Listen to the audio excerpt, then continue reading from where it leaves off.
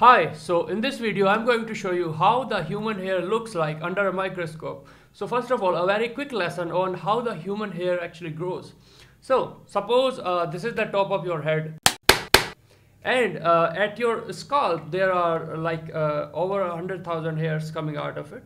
So at the very end of your hair there is something called follicle, and the blood vessels in your scalp provides blood and nutrients to the follicle, and it creates more and more cells, which then adds to the growth of your hair. So that's how the human hairs grow.